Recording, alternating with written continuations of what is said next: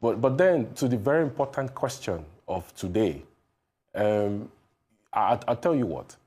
Lagos is a city of about 18 to 20 million people. We don't really know our accurate census in Nigeria because, you know, we've not had a real census in a very long time. But let's just say Lagos is a city of about 18 to 20 million, occupying 30,527 square meters. I think which is the smallest landmass in Nigeria. It has a GDP of over $4,500 per capita when you look at it in real times, compared to the per capita of Nigeria of about $2,520 US. The question now becomes, of the 6 different ports in Nigeria, Warri, Onne, Calabar. Calabar, by the way, was the first deep sea port in Nigeria because Calabar was the first federal capital of Nigeria. Apapa, Tinkan, you know, how many of them are operational? How many of them are operational today? Look, Onne Seaport is designated as exploration and production for oil and gas, which means that if you're bringing any goods that is non-oil and gas cargoes, the rates that your charge is not, it makes the port uncompetitive. So if you bring a car through Onne, you're going to pay more as compared to what you pay in Lagos, which means that Lagos will be the preferred seaport for bringing in cars and every other cargo. And cars, by the way, are one of the major imports Nigeria, that constitutes a share of our major imports, especially from the US. Okay? Why would you not invest in raising the channel draft in Calabar? In 2006, a contract was awarded to a Dutch company to embark on rehabilitation of that seaport and to raise the channel draft.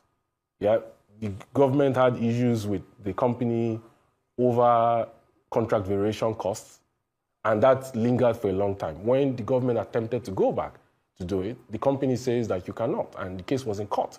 In 2022, that case was taken out of court for out-of-court settlement. The immediate past MD of MPA says that, oh, they've taken the case out of court, we're going to work on raising the channel draft.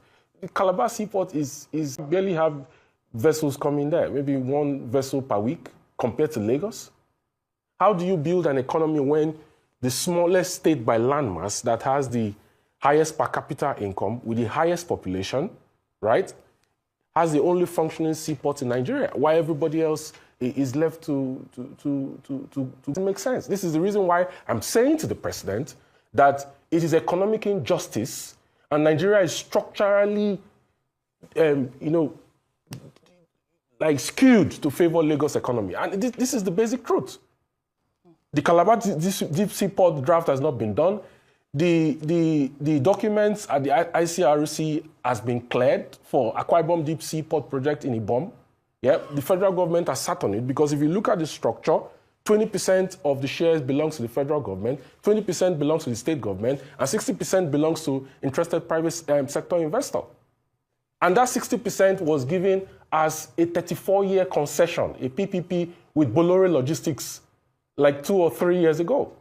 Bolloré, the French company, ended up selling itself to MSC, Mediterranean Shipping Company. Mediterranean says they are doing revalidation. Why is the federal government not putting as much effort in making sure that they start building Akwa Ibom Deep Sea Port, like they did for Lekki Deep Sea Port in Lekki Free Trade Zone? And now the Minister of Marine and Blue Economy is saying that they are going to, cut to investors and they are doing drawings to see that they start the Bakassi Deep Sea Port. How can Lagos have 3 functioning seaports with a 4th one in the works and every other place is languishing? How do you build an economy when everything is centered around Lagos? Is it because the Lagos establishment is afraid that if there is an operational seaport in the Eastern Maritime Flank, which geographically is better for maritime operations, you're going to have diversion of port operations from the southeast, the south-south, the northeast to Akwa Ibom? Is it because they're afraid of revenue losses? It doesn't make any sense. We have to say the truth to power.